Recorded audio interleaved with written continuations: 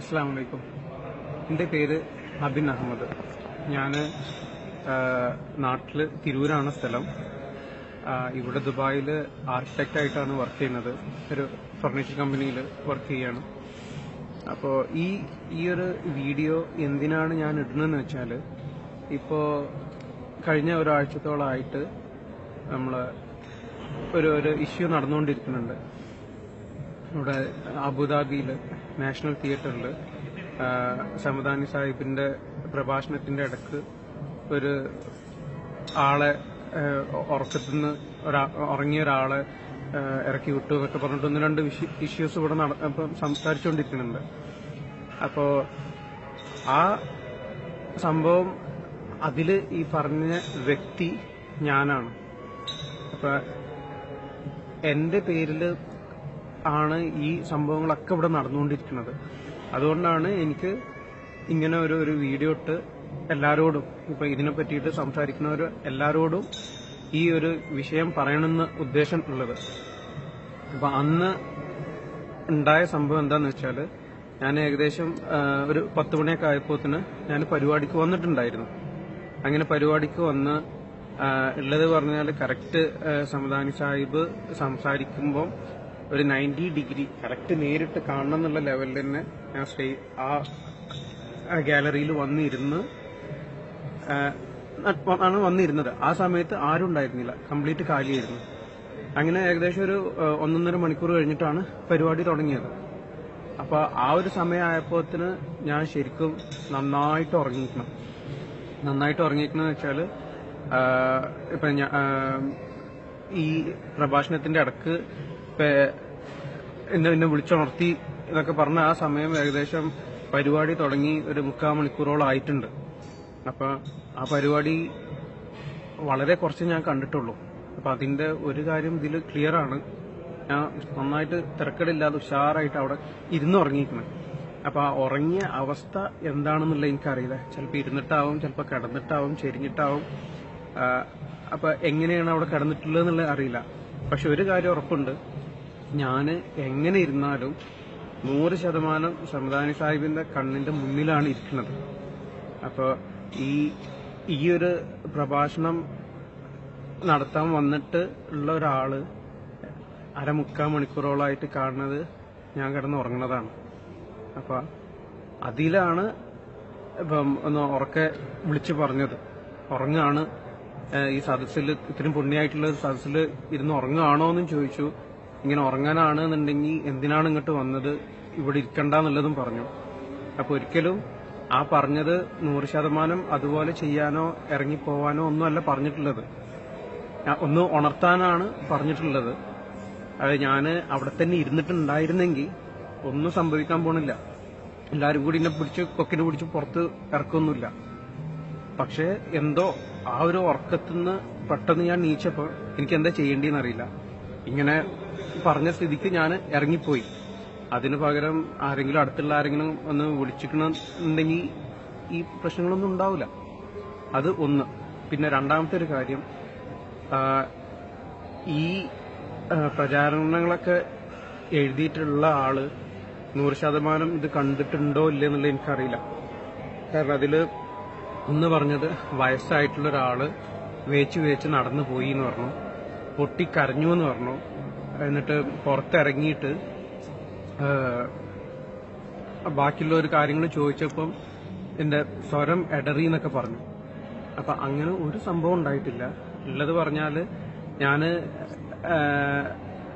അവിടെ ഇറങ്ങിപ്പോയപ്പം ഇത് ഈ സ്റ്റേജിന്റെ നേരെ ഓപ്പോസിറ്റുള്ള സ്റ്റെപ്പായിട്ടാണ് നമുക്ക് സീറ്റ് ഉള്ളത്.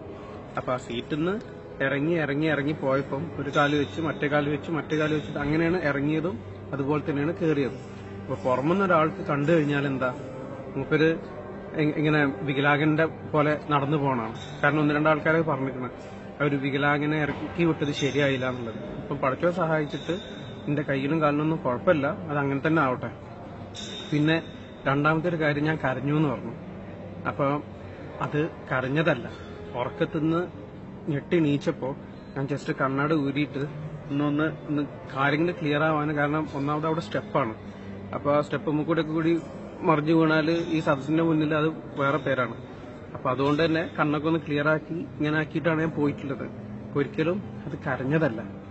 മാത്രല്ല ഞാൻ ഈ പരിപാടിന്റെ ഇതിൽ നിന്ന് പുറത്തിറങ്ങിയിട്ട് ഞാൻ ഒരിക്കലും സങ്കടപ്പെട്ടിട്ടില്ല. അതിൽ ഒരു കാര്യം എന്താന്ന് വെച്ചാല് ഒരു കാര്യം ഇതന്നെ, കാരണം ആ 1/4 മണിക്കൂർ ഇപ്പം സമദാനി സാഹിബിന്റെ മുന്നിൽ ഇരുന്ന് ഉറങ്ങിയത് ശരിയായില്ല എന്നുള്ളത് എനിക്ക് 100% ബോധ്യമുണ്ട്. അതുകൊണ്ടാണ് ഞാൻ അതിനെ പറ്റിയിട്ട് ഒന്നും കമന്റ് ചെയ്യാനുണ്ട്.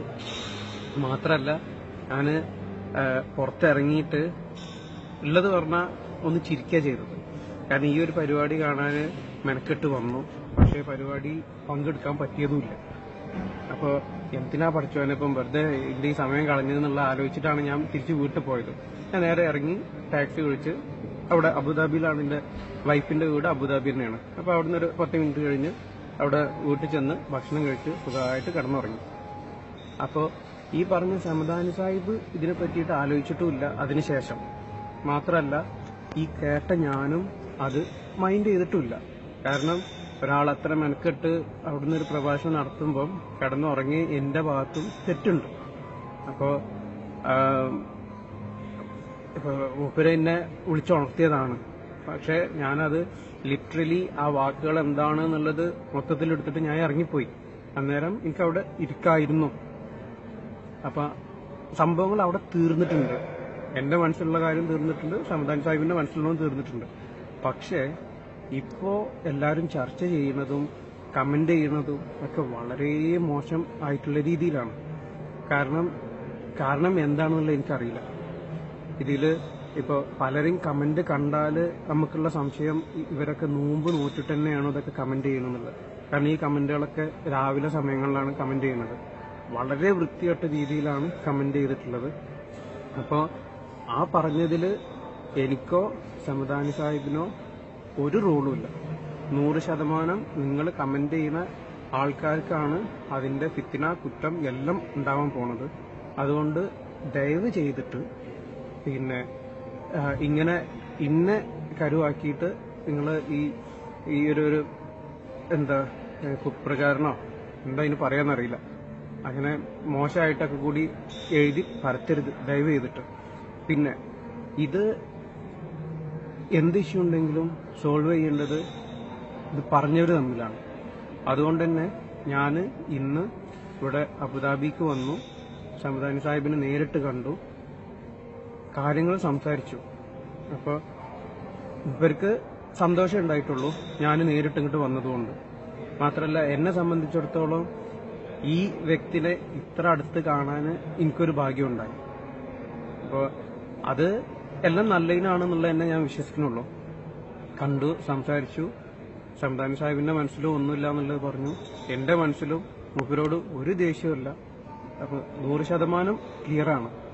അപ്പോൾ ഈ ഒരു റമദാൻ മാസത്തിൽ കഴിഞ്ഞ ഒരാഴ്ചയായിട്ട് എല്ലാവരും കമന്റ് ചെയ്തത് വളരെ മോശം രീതി തന്നെയാണ്. അപ്പൊ ദയവ് ചെയ്തിട്ട് ഇനി അങ്ങോട്ട് ഈ ഒരു വാർത്ത വെച്ചിട്ട് നിങ്ങൾ ഒരു മോശം കമന്റുകളും കാര്യങ്ങളൊന്നും ചെയ്യണ്ട. ഈ വിഷയം നിങ്ങൾ വിട്ടോളി. കാരണം ഇത് എന്റെയും സമദാനി സാഹിബിന്റെയും അടക്കമുള്ളതാണ്. അത് ഇപ്പം ഈ നിമിഷം തീർന്നിക്കണം. ഞങ്ങൾ തമ്മിൽ പറഞ്ഞു തീർന്നിക്കണം.